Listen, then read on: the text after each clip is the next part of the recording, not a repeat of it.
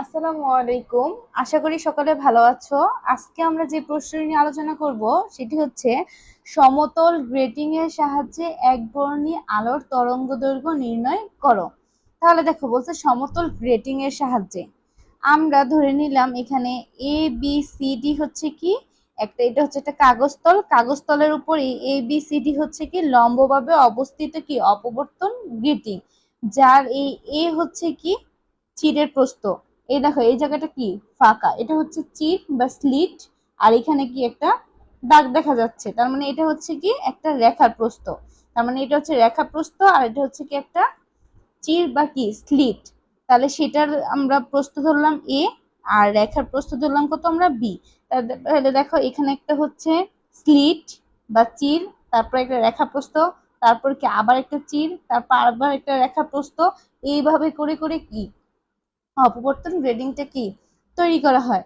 তাহলে দেখো যেখানে আমরা চির বললাম সেটার আমরা প্রস্থ ধরলাম কত এ, আর যেখানে বললাম এটা রেখা প্রস্থ সেটা ধরলাম কত আমরা বি।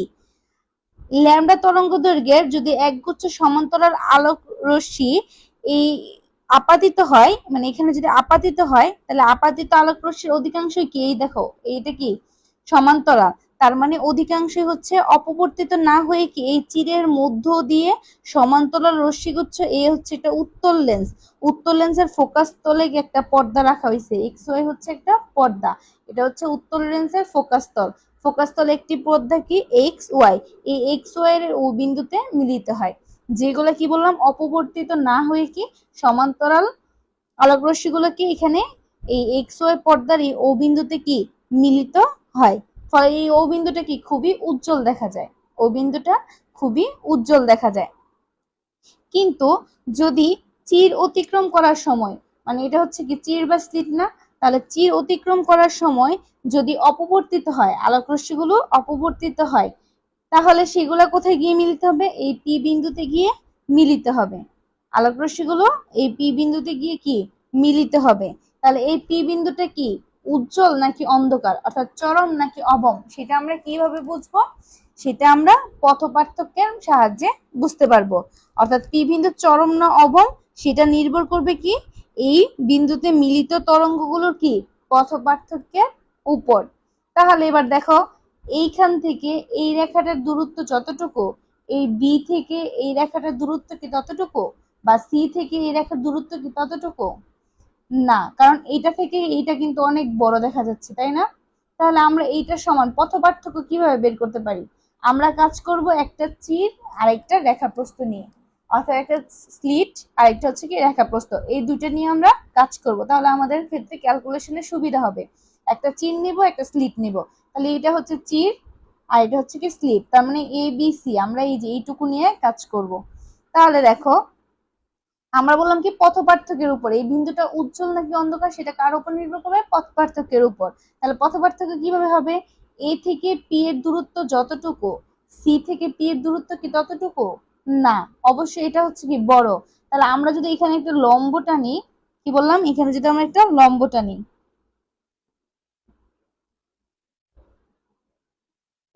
এই হচ্ছে লম্বটা। তাহলে আমরা যদি এখানে লম্বটা নিই আর এগুলোকে আমরা এইভাবে দিয়ে ডট ডট দিয়ে যদি বুঝাই, তাহলে দেখো লম্ব টানার ফলে এখন বলতে পারবো আমরা এই এপি আর এগুলোর আমরা একটা নাম দিই, এটা হচ্ছে এল, এটা হচ্ছে এম, এটা হচ্ছে কি এন। এখন আমরা বলতে পারবো এপি সমান হচ্ছে কি এমপি, এলপি, এগুলো হচ্ছে এখন সমান, কিন্তু এইখান থেকে আমরা সমান বলতে পারবো না। তাহলে এখানে আমরা পথ পার্থক্য কতটুকু পেলাম, এই যে এই সিপি মাইনাস কত এপি, মানে এই যেখানে এই সিএম টুকু হচ্ছে তার পথ পার্থক্য। এইখান থেকে এতটুকু দূরত্ব যতটুকু, এইখান থেকে এতটুকু দূরত্ব কি সেম, তার মানে এখানে পথ পার্থক্য কতটুকু এই যে এতটুকু সিএম, এটা হচ্ছে কি তার পথ পার্থক্য। আশা করি বুঝতে পেরেছি সকলে। তাহলে আমরা এই পথ পার্থক্যের মানটা কি বের করব।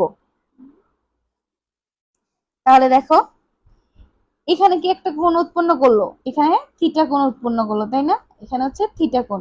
তার মানে যে থিটা কোণে কি করবে আলোক রশ্মিগুলো অপবর্তিত হয়ে সেই থিটা কোণে কি পি বিন্দুতে গিয়ে কি মিলিত হবে। এই পি বিন্দু উজ্জ্বল না অন্ধকার সেটা আমরা কিভাবে বুঝতে পারবো পথ পার্থক্যের সাহায্যে। তাহলে আমরা এটার বর্ণনাটা লিখি।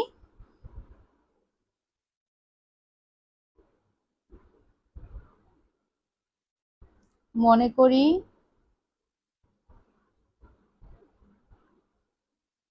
কাগজ তলের উপর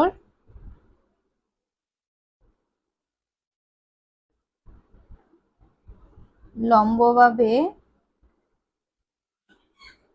অবস্থিত অপবর্তন grating A B C D. এ হচ্ছে এ বি সি ডি হচ্ছে কি অপবর্তন গ্রেটিং, যার চিরের প্রস্থগত এ আর হচ্ছে কি রেখার প্রস্থ বি। এর প্রতিটি চিরের প্রস্থ এ এবং রেখার প্রস্থ বি। তাহলে আমরা কি করলাম, এবার এই গ্রেটিং এর উপর যদি আমরা ল্যামডা তরঙ্গ দৈর্ঘ্যের আলোক রশ্মি কি আপাতিত করি বা আলোক রশ্মি ফেলি, সেক্ষেত্রে কি হবে, কিছু অপবর্তিত না হয়ে কি এই চিরের মধ্য দিয়ে বা এই চিরের অধিকাংশ রেখায় কি করবে, এই চিরের মধ্য দিয়ে কি সমান্তরাল আলোক রশ্মি গুচ্ছ এই এক্স ওয়াই পর্দার এই ও বিন্দুতে গিয়ে কি মিলিত হবে। তাহলে গ্রেটিং এর উপর ল্যামডা তরঙ্গ দৈর্ঘ্যের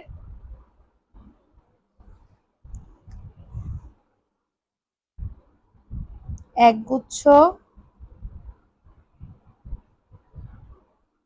সমান্তরাল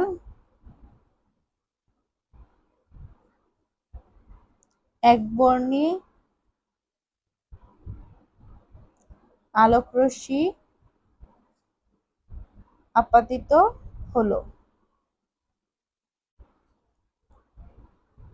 তাহলে কি বললাম, আপাতিত আলোক রশ্মির অধিকাংশ কি করবে, এই যে এই রেখা বরাবর সমান্তরাল এই রেখা বরাবর কি এই এক্স ওয়াই পর্দার এই ও বিন্দুতে গিয়ে কি মিলিত হবে।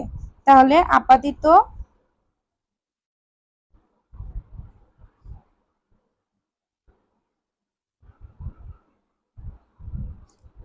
আলোক গুচ্ছের অধিকাংশই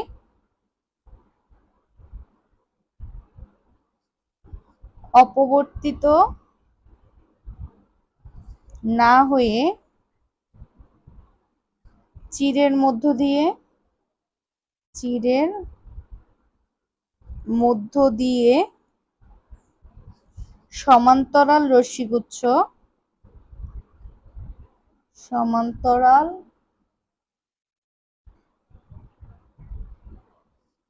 রশ্মিগুচ্ছ, এটা হচ্ছে কি একটা উত্তল লেন্স, এলটা কি উত্তল লেন্স। তাহলে রশ্মিগুচ্ছ কোন উত্তল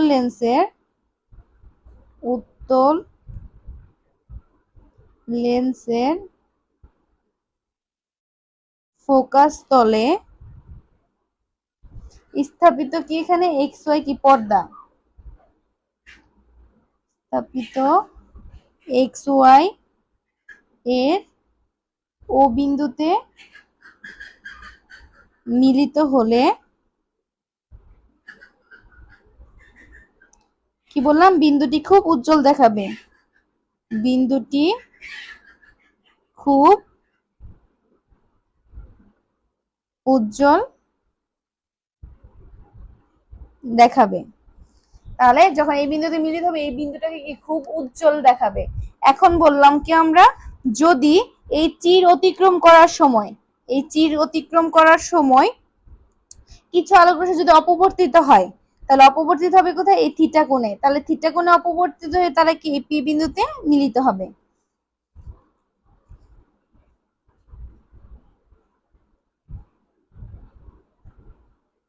এখন চির অতিক্রম করার সময় কিছু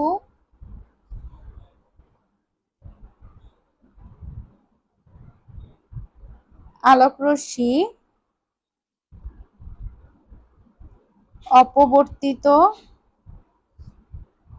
হয়ে থিটা কোণে পি বিন্দুতে মিলিত হলো। তাহলে এই পি বিন্দুটা কি চরম নাকি অভম? চরম অর্থ উজ্জ্বল আর অভম মানে অন্ধকার। আমি চরম না অভম সেটা নির্ভর করবে কি তার পথ পার্থক্যের উপর।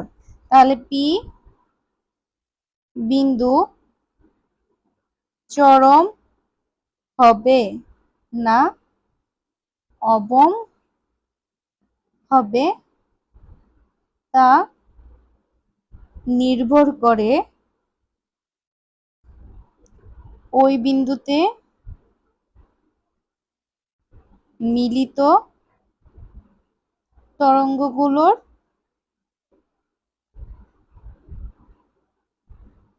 পথ পার্থক্যের উপর। এটার ব্যাখ্যামূলক কি বেশি, এটার ক্যালকুলেশন খুবই সামান্য।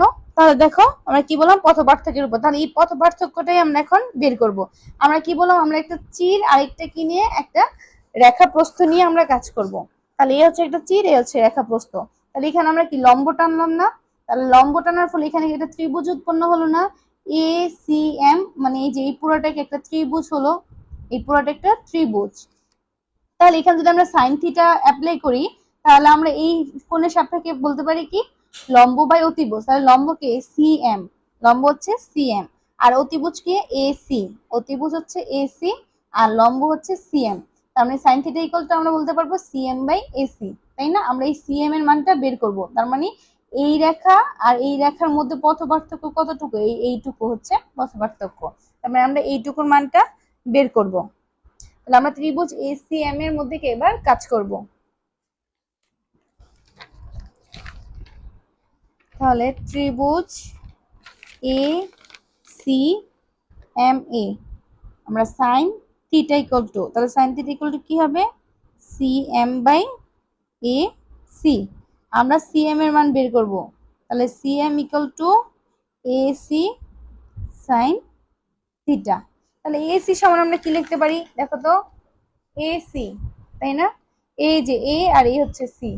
তাহলে এ সির মধ্যে কি আছে, এই যে এটা, এটা কি চিরের প্রস্থ আর এটা হচ্ছে কি রেখার প্রস্থ। তার মানে এ প্লাস বি যদি যোগ করি তাহলে আমরা এ সি পাচ্ছি, এ প্লাস বি যোগ করলে আমরা এসি পাচ্ছি।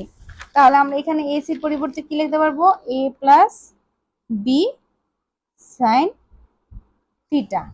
সেম একইভাবে যদি আমরা অন্যগুলো নিয়ে ট্রাই করি সেম আমাদের মান কি এ প্লাস বি সাইন থিটাই আসবে পথ পার্থক্য। তাহলে আমরা এটা কি পেলাম, আমরা এই বিন্দুতে সিএম তার পথ পার্থক্যটা পেলাম। কিন্তু আমরা কি জানি চরম বা উজ্জ্বল হওয়ার শর্ত কি A plus B sine theta equal to কি হবে এন ল্যামডা হবে। উজ্জ্বল বা চরমের ক্ষেত্রে কি এন ল্যামডা, পথ পার্থক্য হচ্ছে এন ল্যামডা। আর অবমের ক্ষেত্রে পথ পার্থক্য কত 2n + 1 ল্যামডা বাই 2। এটা আমরা সকলেই কি প্রিন্টারে পড়ে আসছি। তাহলে দেখো আমরা এখন বলতে পারবো কি পি বিন্দু চরম বা উজ্জ্বল হলে আমরা পথ পার্থক্য পেলাম এইটুকু। আর আমরা চরমের ক্ষেত্রে শর্ত কি জানি পথ পার্থক্য হচ্ছে কি এন ল্যামডা। তার মানে সাইন থিটা ইকুয়াল টু কত হবে এন ল্যামডা, তাই না? আর যদি পি বিন্দু অভম বা অন্ধকার হয় তাহলে অন্ধকার হলে সেক্ষেত্রে আমরা কি পাবো A plus B sine theta equal to 2n + 1 lambda by 2। a plus B sine theta equal to 2n + 1 lambda by 2। তাহলে আমরা কি বের করতেছি, আমরা করতেছি সমতল গ্রেটিং এর সাহায্যে একবর্ণীয় আলোর তরঙ্গ দৈর্ঘ্য নির্ণয়, তাই না? একবর্ণীয় আলোর তরঙ্গ দৈর্ঘ্য নির্ণয়। এখন দেখো তো এখানে আমরা n এর জন্য আমরা এটাকে থিটা ধরলাম, তার মানে আমরা থিটা কোণের জন্য এটা বের করলাম চরম এবং অভম। এখন এটা হচ্ছে কি তার কেন্দ্রীয় চরম বিন্দু, যখন সমান্তরাল আলোক রশ্মি আসে এটা কি এটা উজ্জ্বল দেখাবে। আমরা এটা দেখলাম এখানে বর্ণনার মধ্যে যে উজ্জ্বল দেখায়। তার মানে এটা হচ্ছে কি তার কেন্দ্রীয় চরম বিন্দু। এটা বাদে কি তার আরো কেন্দ্রীয় আরো চরম বিন্দু থাকবে না? এই যে যেমন আমরা পি বিন্দু চরম নাকি অন্ধকার, এই যে এটার মাধ্যমে বুঝতে পারবো। তারপরে অভম নাকি আমরা এইটার মাধ্যমে বুঝতে পারবো। তার মানে এই বিন্দু বাদে কি আরো চরম এবং অভম বিন্দু আছে, তাই না? তাহলে আমরা এই কেন্দ্রীয় চরম বিন্দু সহ অন্যান্য যত চরম বিন্দু আছে সেইগুলাকে কি বলা হয়? অপবর্তন বর্ণালী বলা হয়। এই চরম বিন্দু সহ যে অসংখ্য চরম মানে চরম বিন্দু আছে সেইগুলাকে বলা হয় কি? অপবর্তন বর্ণালী। তাহলে আমরা এটা কি দেখলাম? আমরা পি বিন্দুর জন্য আমরা এটা বের করলাম, তাই না? এখন যদি আমরা এনতম পর্যায়ের জন্য বের করি, এনতম পর্যায়ের জন্য যদি আমরা অপবর্তন কোণটাকে থিটা এন ধরে নিই, কার জন্য? এনতম পর্যায়ের জন্য। এনতম পর্যায়ের জন্য যদি অপবর্তন কোণটাকে আমরা থিটা এন ধরে নিই, তাহলে আমরা কি বললাম? যে চরম বিন্দুটা নিয়ে আমরা কাজ করব। তাহলে এখানে আমরা কি বলতে পারবো? a plus B sine theta N equal to কি? N lambda. আমরা এই কথাটা বলতে পারবো, তাই না? তাহলে সেখান দিয়ে আমরা এবার তরঙ্গ দৈর্ঘ্যের মান বের করব। তাহলে দেখো,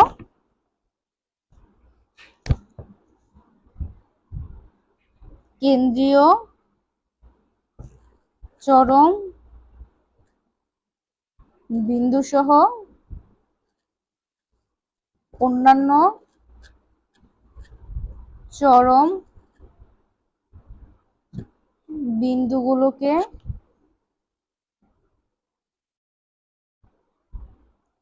অপবর্তন বর্ণালী বলে। কেন্দ্রীয় চরম বিন্দু সহ অন্যান্য চরম বিন্দুগুলো কি বলে? অপবর্তন বর্ণালী বলে। তাহলে বললাম আমরা এনতম পর্যায়ের জন্য বের করব। তাহলে এনতম পর্যায়ের উজ্জ্বল বর্ণালীর ক্ষেত্রে অপবর্তন কোণ কি ধরলাম আমরা? Theta N. আমরা অপবর্তন বর্ণালী বলছি, তাই না? অপবর্তন বর্ণালী কাকে বলে? এই চরম বিন্দুগুলাকে বলা হয় কি? অপবর্তন বর্ণালী। তাহলে এনতম পর্যায়ে উজ্জ্বল বর্ণালীর ক্ষেত্রে অপবর্তন কোণটাকে আমরা ধরে নিলাম থিটা এন। উজ্জ্বলের জন্য আমরা কি পেলাম? এই মানটা পেলাম না? তাহলে এই যে a প্লাস বি সাইন থিটার পরিবর্তে কেন? Theta N equal two N lambda. আমরা এই মানটা পেলাম। তাহলে দেখো, আমরা গ্রেটিং এর একক দৈর্ঘ্যের রেখার সংখ্যাকে কি দ্বারা প্রকাশ করে? এন দ্বারা প্রকাশ করে। এটাও আমরা কি আগে পড়ে আসছি, তাই না? তার মানে N equal to 1/a plus B. এটা হচ্ছে গ্রেটিং এর একক দৈর্ঘ্যের রেখার সংখ্যা, N equal to 1/a plus B. তাহলে আমরা এটা বলতে পারি যে গ্রেটিং এর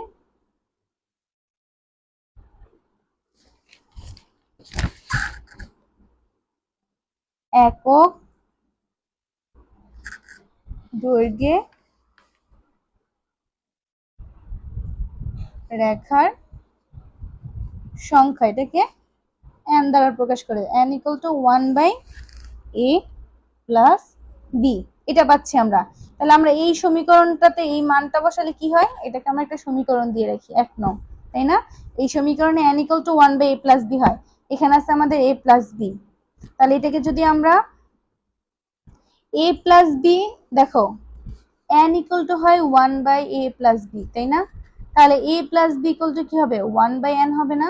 যদি এটাকে আমরা আর গুণ করি তাহলে a plus B equal to এই n টা কোথায় যাবে? এখানে না? তাহলে a plus B equal to 1/n। তাহলে যেখানে a প্লাস বি আছে তাহলে এর পরিবর্তে আমরা কি লিখতে পারবো? তাহলে 1 হতে a প্লাস বি এর পরিবর্তে আমরা লিখবো কি? 1/n। তার সাথে আছে কি? Sine theta n equal two কত? n ল্যামডা, তাই না? আমরা এই মানটা পাচ্ছি। এই n এখানে কি অবস্থায় আছে? গুণ অবস্থায়। তাহলে এই পাশে আসলে কি হবে? ভাগ হবে। তাহলে সাইন থিটা n ভাই কত? এটা n, তার সাথে এই n টা এই পাশে এসে কি হবে? ভাগ হবে। তাহলে এই যে, তার মানে ল্যামডা ইকুয়াল টু আমরা কি পাচ্ছি? এই মানটা সাইন থিটা n বাই কি? n into n। আমরা এই মানটা পেলাম। আশা করি এইটুকু সকলেই বুঝতে পেরেছো। তাহলে দেখো তো আমাদের এখানে ল্যামডা চলে আসছে না? তাহলে এই যে সমতল গ্রেটিং এর জন্য এক বর্ণীয় আলোর তরঙ্গ দৈর্ঘ্য হচ্ছে কি? এইটা। তাহলে এটি সমতল গ্রেটিং এর সাহায্যে একবর্ণী আলোর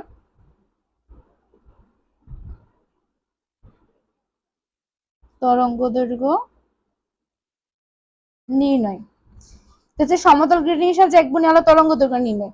যদি তোমাদের প্রশ্ন বলে যে সমতল গ্রেটিং এর সাহায্যে এক বর্ণী আলোর তরঙ্গ দৈর্ঘ্য কি, যদি বলে সমতল গ্রেটিং এর সাহায্যে এক বর্ণী আলোর তরঙ্গ নির্ণয় পরীক্ষা বর্ণনা করো, সেই ক্ষেত্রে এটা কিভাবে আসলো তার সেটার আমরা কার্যপদ্ধতি দেখাবো।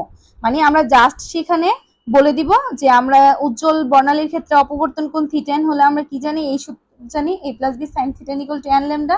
তারপরে এইটুকু করব, ল্যামডার মানটা এতটুকু বের করব, বের করার পর আমরা চিত্রের সাহায্যে এটার কার্যপদ্ধতি বর্ণনা করব। এটা আমরা পরবর্তী ক্লাসে দেখব যে কিভাবে এটা অপবর্তন গ্রেটিং এর সাহায্যে তার আলোর তরঙ্গদৈর্ঘ্য নির্ণয় পরীক্ষা বর্ণনা করা যায়। তাহলে আজকে এতটুকুই, আশা করি প্রশ্নটা সকলেই বুঝতে পেরেছো। যদি কেউ কোথাও না বুঝে থাকো অবশ্যই আমাদের কমেন্ট বক্সে জানাবে, আমরা সলভ করে দেওয়ার চেষ্টা করব। সকলে ভালো থেকো, আসসালামু আলাইকুম।